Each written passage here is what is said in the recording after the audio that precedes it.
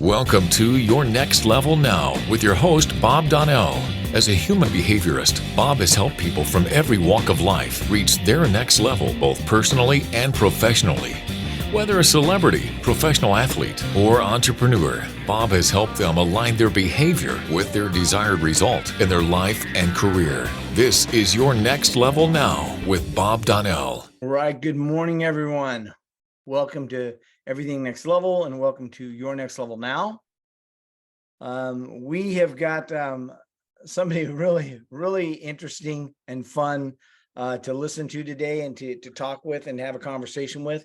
And, it's kind of one of those things where when you get to meet somebody that's really done some life experiences and has taken those life experiences and applied them to their own life, but then more importantly is even cultivated relationships with others to help them reach their next level personally, professionally through the life experiences that they've gained in the past.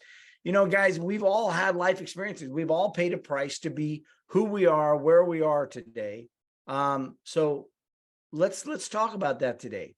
Let's talk about what you've been through, what I've been through, but more importantly, let's listen to this gentleman.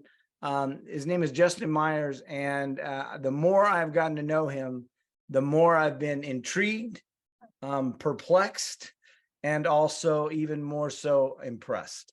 And so I see Alana trying to get in. So let's let her in, and then we're going to broadcast. Oh, we're broadcasting already to Facebook. So let's go ahead and do this. And Justin, welcome to the call. Hey man, thanks for having me, Bob. Appreciate the kind words, man. Glad to be here. Absolutely, thank you. I appreciate you hopping on and being a part of this. Justin, let's just jump in. When I was introduced to you, I was introduced to the tagline "Pirate Hunter," and I'm like, "Pirate Hunter? What's a pirate hunter?" And didn't I was trying to formulate thought around that. Where did that come from? And it's your moniker on your website. It's got a lot of applications. So where did it come from and why? We're precursed back a little bit. When I was 19, I got the opportunity and privilege to join the world's greatest Navy. And I went to Chicago for boot camp and A school to become a gunner's mate inside the United States Navy. And that allowed me substantial opportunity while out in the fleet to do what I did. In a nutshell, I earned that nickname out in the Indian Ocean off the coast of Somalia and the eastern seaboard of Africa in the most dangerous waters on planet Earth.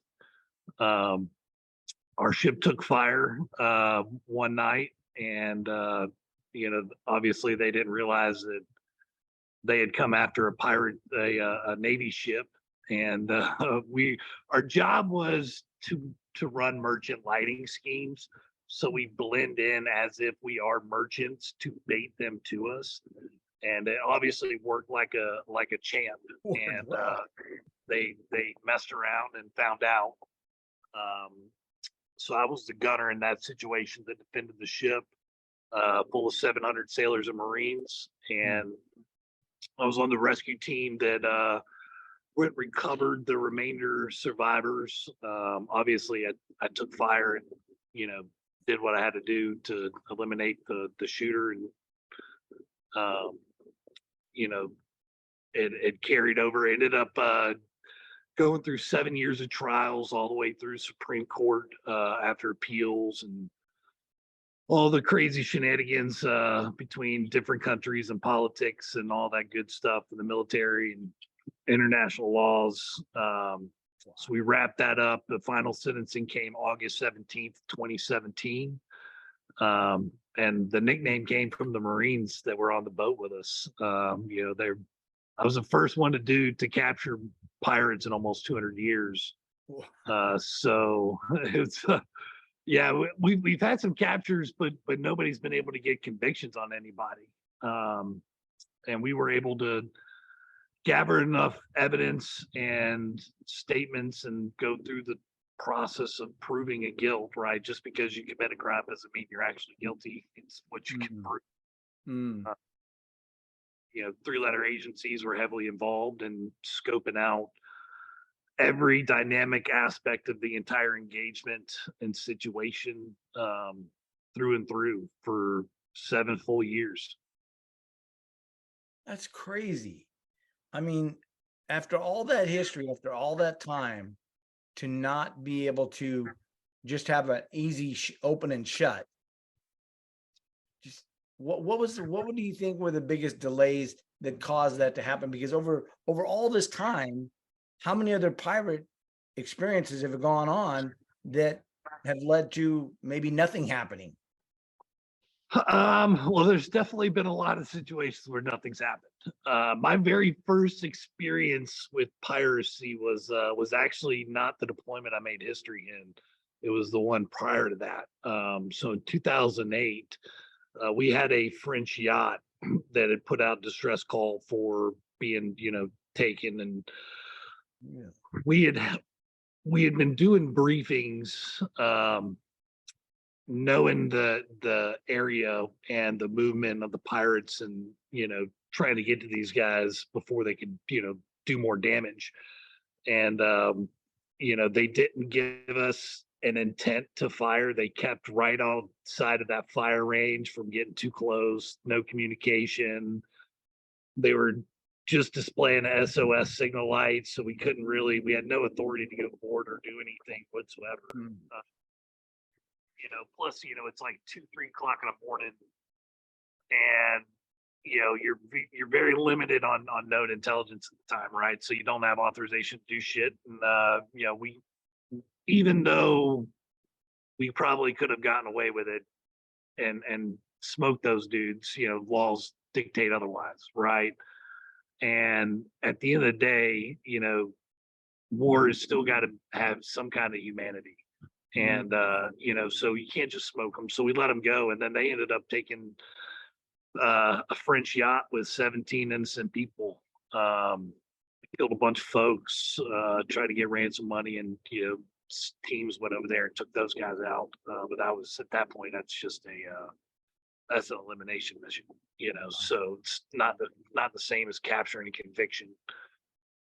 Man, I mean, it's all the behind the scenes stuff that we don't see, right? And then we make armchair quarterback decisions on what we should and shouldn't do with such limited information. It's like, you guys on the front lines, the people who are behind the scenes, understanding all the scope of everything going on.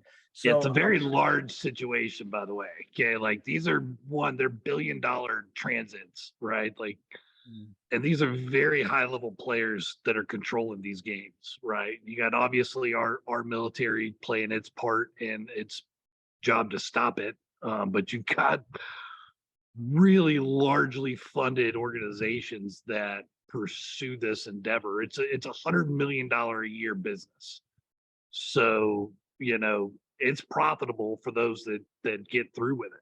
And there's about 150 hijackings a year off the coast of Somalia. 150. Yep.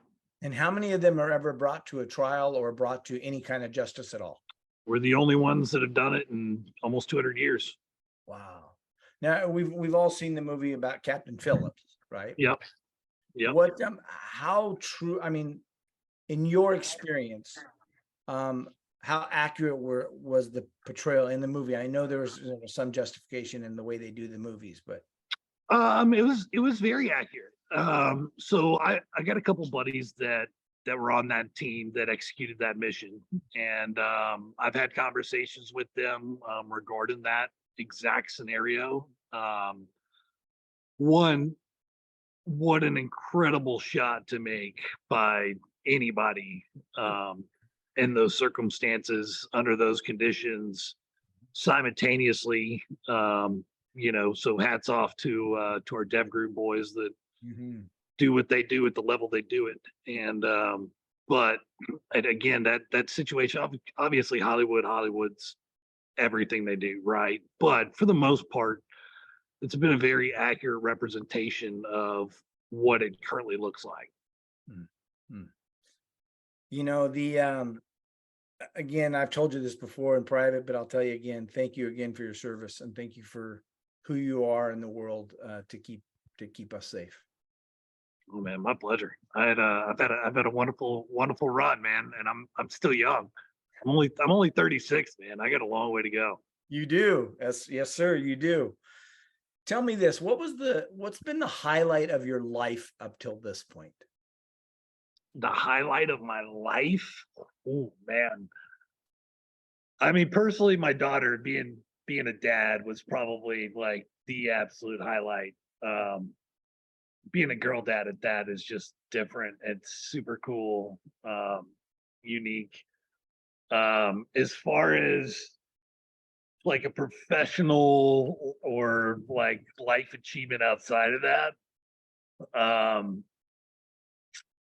I would say it's a toss up between fighting for Team USA in the Olympics and making naval history. To be Mm, honest, I mean it's hard to beat those. They're the top 0.01% of the pinnacle of any career path. yeah. You know, to be able to achieve those. So I don't know. That's a hard toss up, man. And, let's take both of those. I think both of those are huge accomplishments, and should certainly be highlights in someone's career. You know, when you talk about the Olympics, right? And um, let's break that down. How did that come about, and what was it that do you think prepared you to do that? So this goes back to me being 5 years old. Um, my dad was selling cars at Toyota, I think, and my mom was managing an apartment complex next to Windsor Forest High School in Savannah. Which, if you know Savannah, that's not a great part of the world to be in these days. So back then, I was, we were living there because my mom was an apartment manager, and yeah, I was the only white kid in school. So I was getting my ass whipped every day. And there was a Savannah Taekwondo Academy, about 3 miles away, closer to my grandparents' house. Um, and my grandfather was, and my dad were like, he's got to defend himself. Like, this is the way the world works. He's got to learn. So they put me in there. When I was 5 years old, I started as a white belt. And by 9 years old, I was a red belt fighting in the Olympics, for Team USA in '96.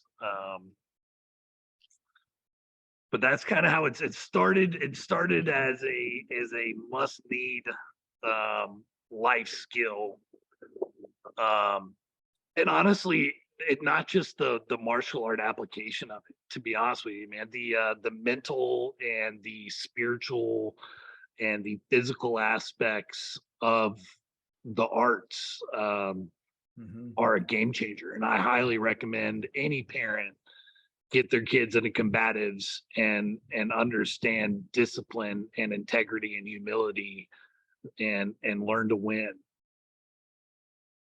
Discipline, integrity, and Humility. humility. Yeah, that's I mean, those three are all three of those are a discipline in themselves, aren't they? Yeah. Yeah, they're all hard. And they're all hard. Yeah. Wow. Um, but then, I mean, Flo has had her kids, both of her kids have been in martial arts. Her son is a third-degree black belt. Her daughter's a second-degree black belt. Since they were little kids, they grew up that way. I think that most people look at it and go, okay, yeah, it's probably good for them to, XYZ.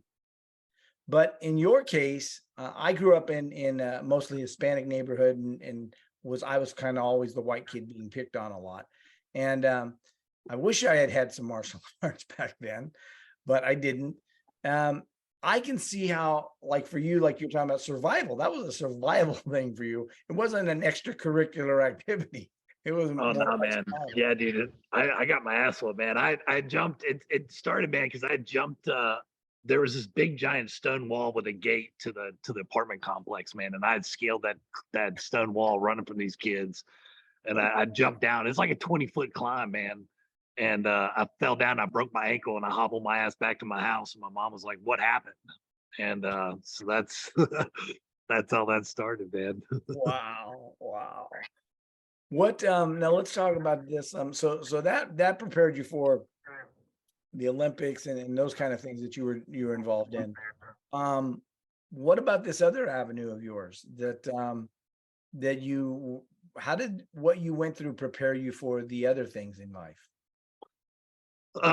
So going through those things, I fought 3 Olympic medalists, gold and silver medalists, my whole life out of Savannah. Logan, Ashley, and McLean, Matsuka.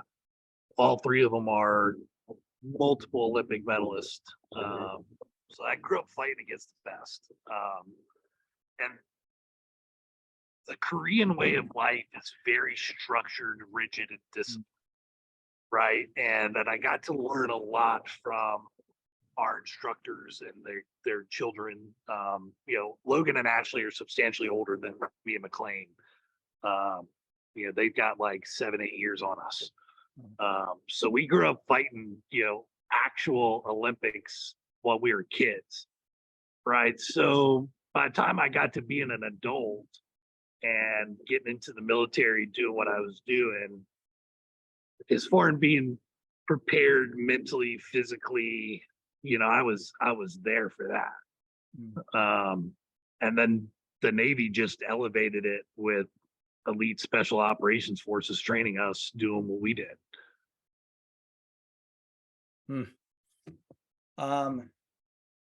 Preparation, right? Preparation. Sometimes we get prepared by circumstances that are beyond our control, and sometimes we get prepared through active seeking out preparation. When you look at I remember one of the things you said was suffered, endured, prevailed. Suffered, endured, prevailed. That sounds like preparation in its finest right there, is having to go through the suffering and then having to endure that and then prevailing in it. What were some of the things that you think, when you said you joined, the Navy, I mean, what was the precipice for that? Why, I know on 9/11, a lot of people ran out and joined because of, that. Was there a precipice for you, or was there something else? There's a bunch of different things. One, every male in my family, at least one male in every family is served in the military, back to the Continental Marine Corps. So one, for my family, it's a way of life. For the man, the boy to transition to a man. So we've all served. My grandfathers all served. My dad served in the Marine Corps. I was actually first generation in my dad's side not to be a Marine. So that was a big deal. How did that go over? That did not go well, man. I got punched in the mouth and said, "Squids ain't welcome." Serious? Oh yeah, dead serious. By who? By my dad, right in the mouth. By your dad? Yep. He's so beat. Yeah. Well, okay, I see where the toughness comes from. Yeah, man. We've definitely had our moments. Wow. He whipped my ass a few times, not gonna lie. There's a couple times I definitely earned it though, looking back, challenging as a teenager, man. And dude hit me so hard, man, he fucking cracked my sternum. Oh yeah, man. How old were you then? Say that again. How old were you then? I was 13. Oh. Yeah. Oh man. So you've seen it all from the inside and the outside.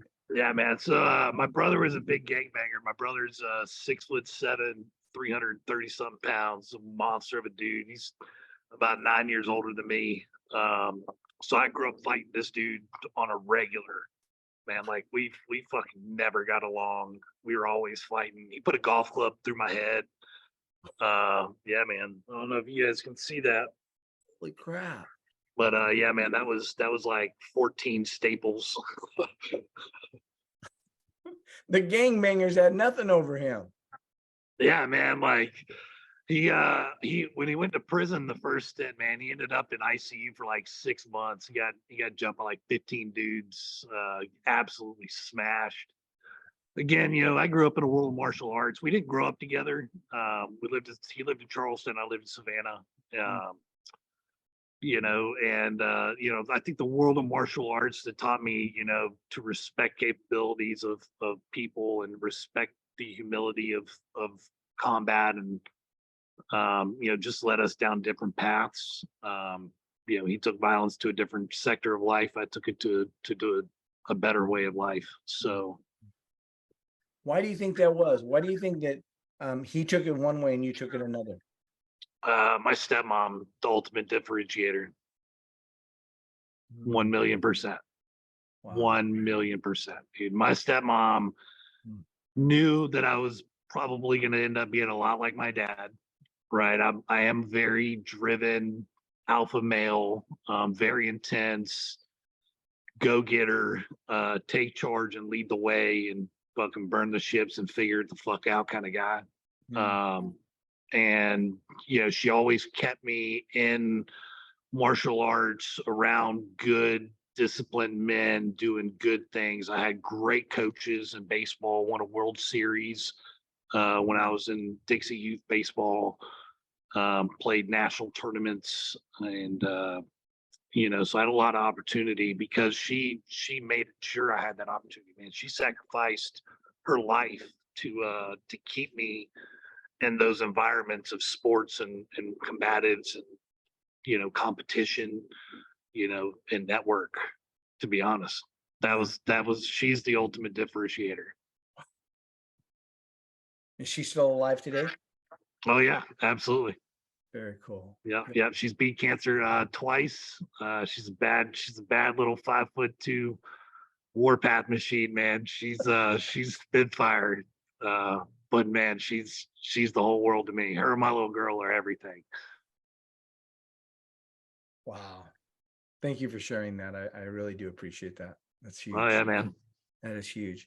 So, you know, you've had the Junior Olympics, you've had Team USA, you've had this historic pirate attack and case drawn out. Right now, you know, I've been looking at some of your speaking and things like, I mean, you are literally transforming lives by taking your experience and helping people apply the learnings of that to their lives. What's maybe the top 2 or 3 things that you have found have been applicable to everyday life that can help people propel themselves to their future? Calm amongst chaos. Ooh. And in our world in the military doing what we did and the private security operations that I still do to this day, you can't afford to lose composure. You can't afford to lose sight of the overview of the situation and the long term. You can't allow more than 30 seconds to affect anything forward, because you're the one that has to lead the way through the chaos. You know, when rounds start flying, shit's real. Right. It ain't a game, and milliseconds and millimeters matter. So what you do in those moments define you, right? So we all get punched in the mouth. We're all going to take our licks, and we're gonna get knocked in the face, and life's gonna do crazy shit, and there's nothing you can do with those uncontrollables. The only thing you can do is recognize, accept, and move forward. That's without great training though, that's difficult for most of us. Absolutely. For the vast majority of the people that are not trained to operate in that level of a mindset, absolutely not, right? And it's not something that's easily exposed to, because most people, even people that actively seek are going to end up breaking under those situations. I've watched it firsthand. Yeah. I've had my battles at times in life, but you have to be able to compartmentalize and keep the emotions in check and remain analytical, because you're never out of the fight. No matter what's happening, no matter what chaos, there's always another move forward, some way, somehow, somewhere. Right. So if you focus on the little actions to get you back on track, it'll shift the way you handle anxiety completely. Mm-hmm. So staying calm in the midst of chaos. Yeah. And you're going to have that in boardrooms. I mean, I've been in board meetings where everybody's fucking screaming, losing their goddamn minds because they want it their way and they want more of this or that and all this bullshit. And the best CEOs are just sitting there listening, and they're taking it in, and then they put the gravel down and say, "This is how we're going to execute. We move forward." Boom, over, done. What's maybe another thing that you learned through your life experience that is applicable to everyone else? You can do anything you literally focus on. Doesn't matter who you are, what your limitations you may think you have. They're only self-limitations. I was hit by an F-150 on my Harley, left the Navy in a wheelchair. I'm almost to 2,000 miles ran this year. I work out almost every single day, most days twice a day. Right. So if you ever allow somebody to put a limitation on yourself, you're only hurting yourself. And if the process is the process. Love the process and focus forward. So what was the result of that injury, and how did it play out, and what's the status of that injury today? So I got obviously got pretty banged up. Could have been way worse. Obviously, I'm not dead. Definitely should have been by the science of the investigation. Definitely should have been dead, but I had 5 layers of gear on. It was February. It was cold as shit in Virginia, and I went through all my gear, shattered my helmet, went through my 2 layers of gloves, road rash, ripped my hip out, ripped my shoulder out that I'd already had a surgery on, disc damage in my back of my neck. But again, could have been substantially worse. But I have no labrum or cartilage in my hip. I'd already had my left tibia taken out like 6 months before that happened. So my left tibia is a titanium rod that broke on deployment in 2010. Before I ended up smoking those dudes out in Somalia and capturing all those prides, I operated for 9 months with a broken leg and came back and they took it out. Yeah, brother. Yeah, man. What gave you the perseverance to go through all of that? Mission first. Mission first. We were a minimum manning team. We had an amazing CO and leadership. We had a great boarding officer. I wasn't going to allow me rolling out to jeopardize deployment, because people's careers are done with that kind of stuff. Yeah. Right. It is what it is. Casualty or not, it doesn't matter. Your next level advancement just went through the window. Right. Right. So yeah, I wasn't going to be the one, and sucked it up, man. I had a great team of gunners that maintained all the maintenance during the day while we were out doing ops. I stood watch at night, and I slept about 2 hours a day at best. Ended up getting, it's part of executing mission, man. Yeah, I love. I say the term a lot. It's better to be mission centric. Absolutely. Built around your mission. But I've never had a mission like that. So I think it's probably easier said than done in some circumstances. So thank you for being that kind of person that was able to do that. Absolutely, man. And I tell people all the time, man, they question status of today's military and all this changed since my day and the guys came before me. There's still a lot of dudes like me. And we ain't got nothing to worry about because them boys are going to take care of business. Yes, Straight sir. up. Yes, I still sir. train them today. I still work with 110 active duty Marines. I've got a shit ton of active duty gunners that I still work with, and I ain't worried about nothing happening. And Yeah. but my next statement with that for everybody that does listen to your podcast is you need to be prepared. Right, because a lot of stuff on a global level is circulating in a lot of different ways, and your level of preparedness for what may happen down the street from you is very real. Very real.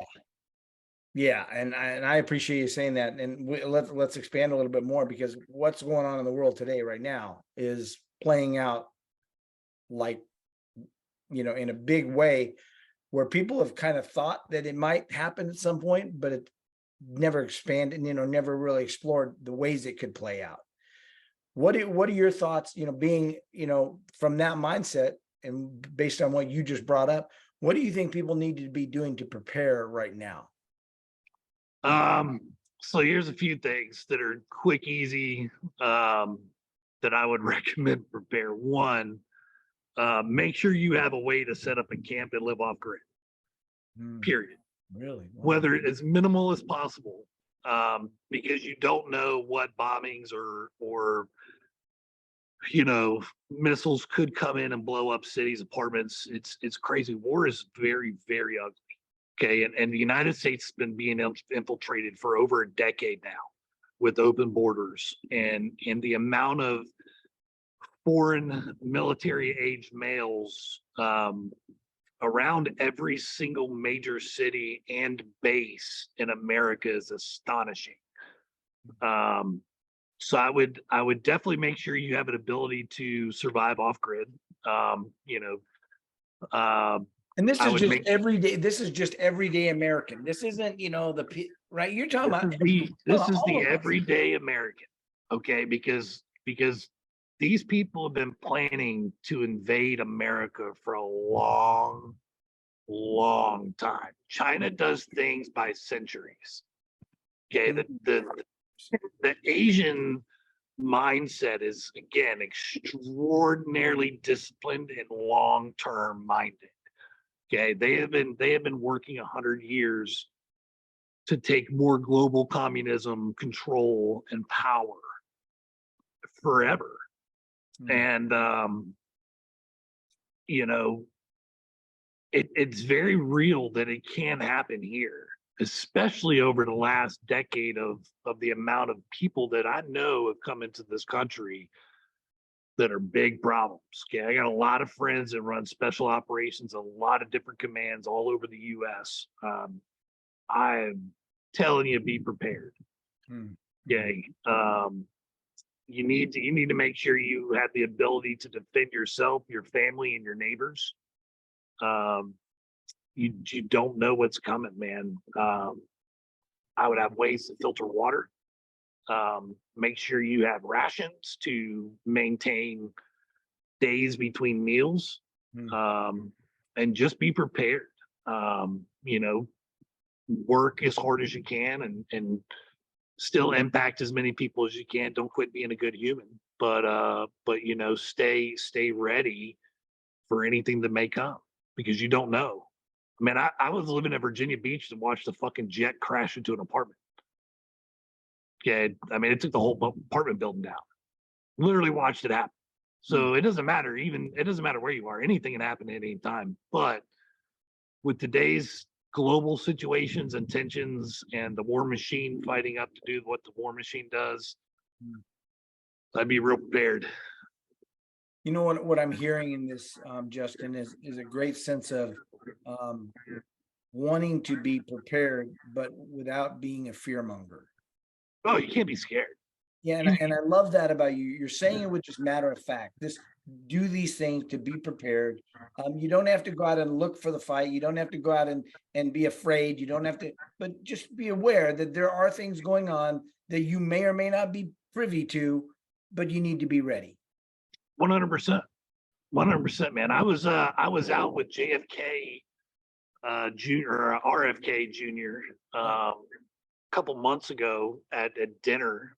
As you know, his dad died in a restaurant, and we're all up there eating dinner, and lights power to the building goes off, and that building, yeah, I've been going there for dinners for over a decade, and it's never lost power, bro, ever. Okay. So you just don't know. Anything can happen anytime. You never know. And I promise you, one thing I can I can say about the government is if they want to find you, they will. Period. There ain't nowhere you go. So no need to be scared. Right? Go out. I gotta say it, man. Live fast, fight hard, be kind. Right? Fast, Go out. fight hard, be kind. Yeah, man. Like go out, dude. Live life, man. Make relationships, help people, do good things, do good work, and be willing to fight for what you stand and believe, and be kind, man. It's that simple. You don't go out looking for problems. Most of the time, you're not gonna have a problem. It's when you're gonna end up in situations beyond your control. And again, maintaining that calm. Dude, I've pulled my gun in Memphis. I've had all sorts of crazy shit. I've been shot at Virginia Beach. Shit. Last week I pulled my knife while I was out camping in the woods on a dude. Wow. You don't know what's going to happen, where it's going to go down. You have to stay ready, man. So, and as a man, you should be able to protect your family from anything. I think that's basic man 101. Your job is to be a protector. And if you're not capable of doing that, you're not a man. Right. Wow. So we definitely know where you stand on the Second Amendment. Oh, 100%. And I'm with you on there. So I have a belief that there's a lot of people that don't feel like they can take a position like you've taken. Like you can say, absolutely, this is what you do next. And I think that uncertainty is what causes a lot of people to be able to move forward powerfully, because they're so uncertain about, well, what if I do this and what if I don't do this? How did you create such certainty in your life that made you go into battle, to take on the big kids at school, take on, and then to leave and persevere through that injury of the motorcycle, and then at this point be really training and helping people equip themselves to be better humans first and to be more resilient in the face of adversity? That's a good question, man. I would say you're gonna have to commit, right? Like people get stuck in analysis paralysis, right? And they're just stuck overthinking the situation, right? I think a very good outlet that's positive is a high level mentor that's far above the game than you are. And when you are under fire, at times it's okay to step back and breathe and reset, so that you continue to focus, right? So I've got a course called A10 Overwatch. And it's a course that bridges the gap between CEOs and like high level military to the ground force that are out executing the battle plan, right? Because you can't necessarily see everything from the sky that's happening on the ground, and you can't see the ground in full view because you don't have the eyes in the sky, right? So as shit hits the fan, having somebody that you can call and say, hey, this is the situation right now, this is what I'm considering, would you agree with this or would you move forward, right? Because one thing I'll tell you about the billionaire mentors in my life is everything is fast. Okay, they want to know what the problem is, what do you think is the solution, and where are you moving forward? Because they can then direct whether you're on the right trajectory or you need to reset and refocus in a different position, right? And that's okay. It's okay to need help and get through the challenges of life, no matter what it is. Absolutely. And one thing I found, and maybe you can confirm or deny this with me, and that is the people that are really, really successful, they want to know what the problem is, only so they can figure out the solution. They don't want the story behind the story, behind the story, behind the story. They want to know what's the problem, and then let's move forward with a solution. I have a rule when I was running different companies was that if you came to me with a problem without a potential solution, keep your problem to yourself. Yeah.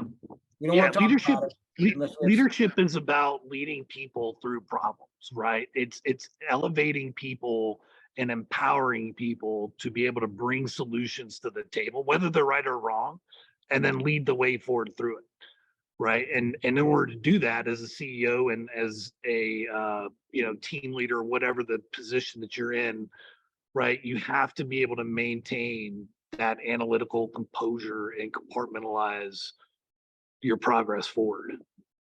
Yeah, love that.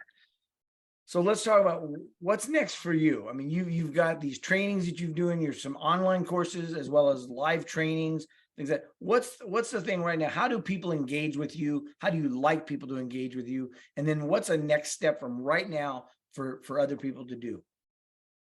All right, so one, you can connect with the website, thepiratehunter.com. That's got a link to all my socials. Lisa's direct contact. Lisa is my CMO and brand manager that handles all of the speaking and those evolutions and events. You can follow me on Instagram at Justin Myers Pirate Hunter, and follow the journey. I'm pretty much an open book. I share the good, the bad, the ugly. And I don't mind doing that.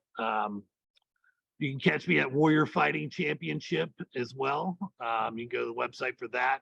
That's our next fun venture. We have an MMA series that we're running out of Charleston. And March 14th of 2024, we're holding the largest sanctioned fight in South Carolina history at the Citadel. And the Marine Corps is sponsoring that evolution. So it's going to be a good night with that. And again, I'm just out here. You guys can connect with me, and we'll figure out where you are, where you want to be, and keep those networking rolling. Love it. Love it. Absolutely. Thank you. I'm going to open it up for a couple of questions. I know Flo always has some great thoughts. So you guys can make comments or question. Keep them kind of brief so that we can answer them succinctly. Wow. Thank you for your service, Justin. And your story is amazing. I wrote down a few questions, but one that stood out was you focus, and I know Bob touched on it a little bit, but what is your process for maintaining your focus? My process for maintaining my focus, man, I just breathe, and I think about what my next steps are, right? Document them, write them down, and move forward. Nice. Thank you. Yes, my kids, my son did like 13 years of Taekwondo. So yes, I think that saved both of our lives because the master was the disciplinarian. It wasn't wait till dad gets home. It's like, wait till Master Lee hears this. Right. It was perfect. Oh yeah, man. And Miss Jenny, his wife, man, she didn't mess around, man. She's a 6th Dan. She don't mess around. Yeah. Master Lee was also 6th Dan. So yeah. Good Thank times. Thank you again. Thank you for sharing today. Oh, my pleasure. Thank y'all for having me. Mm-hmm. Alana or Jim, who wants to go next? Alana looks like cleared her mic first. Hello, thank you. And thank you, Justin, also for your service. Wow, what a life and beautiful sharing. I took a lot of notes too, like Flo did. You mentioned about having emergency, being able to supply in an emergency. Are you talking about food, having a generator, and how many weeks or months are you suggesting?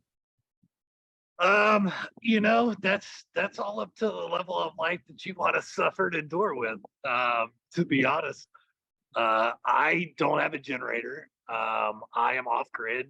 I have a tent I've got air mattress. I've got a cast iron pan and a grill thing, couple red bricks to hold that above coals.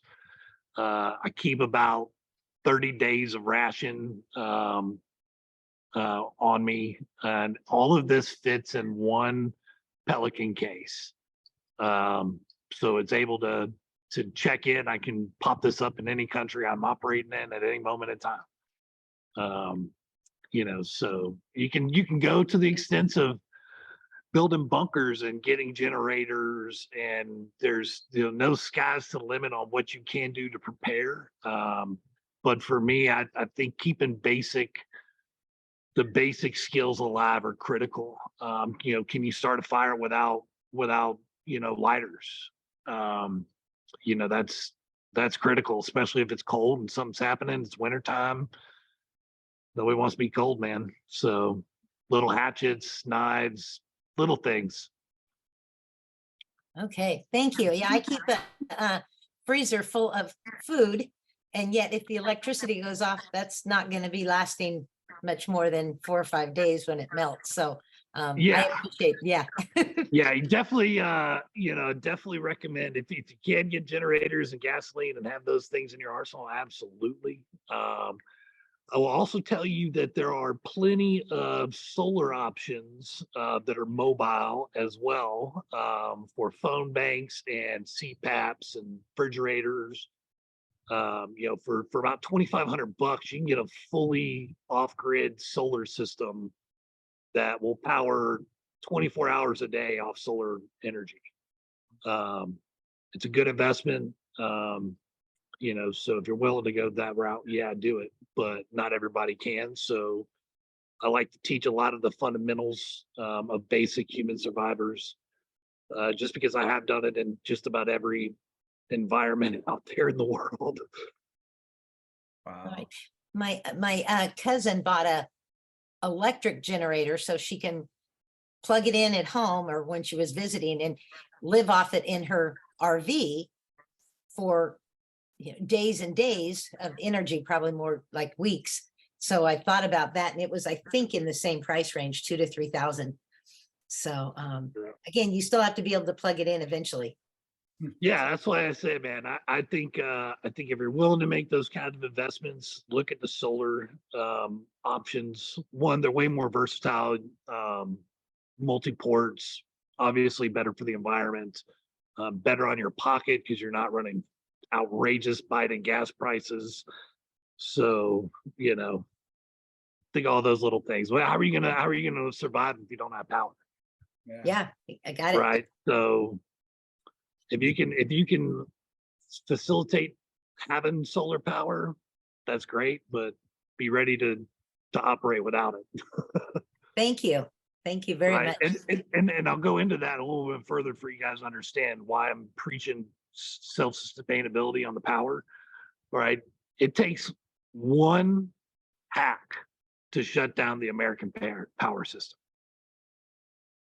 Okay, that's the entire power grid can get attacked really quick. And Dominion and everybody has already acknowledged that it was infiltrated and all the information out. So I would highly recommend people get self-sufficient.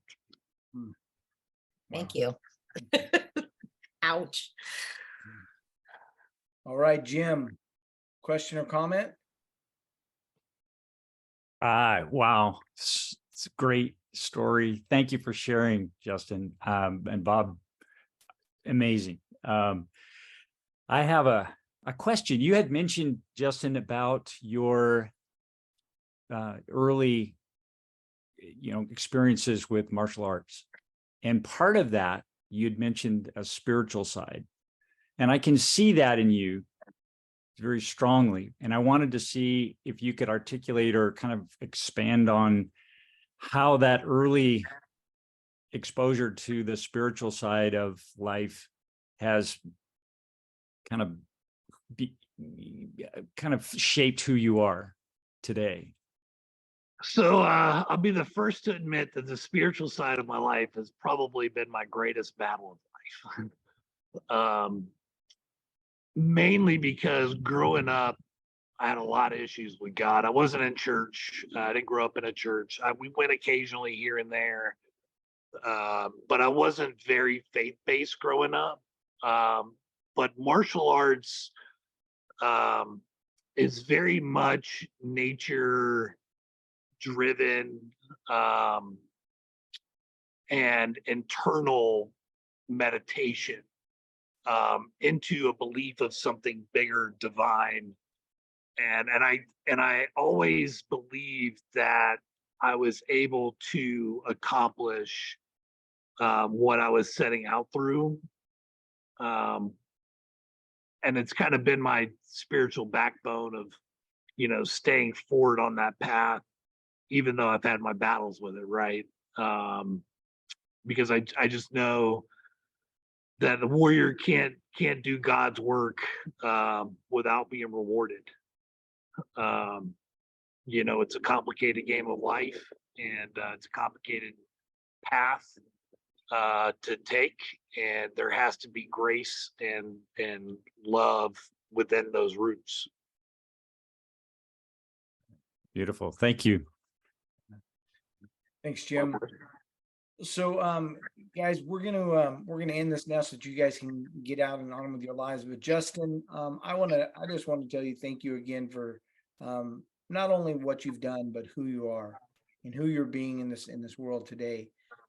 We need leaders. We need strong people. We need people that are willing to take calculated risks and be willing to face the fears, even their own demons inside. And I'm grateful for Lisa to have made that connection for us. And I'm just grateful to see what's next for you, because I can already tell just by looking at your website and looking at some of the things that you and I have talked about already, there's going to be some really, really cool things happen because of who you are. So thank you for being that. My pleasure, man. Thank you very much for having me. Honored to be on here and share my experiences and help people hit that next level of their life.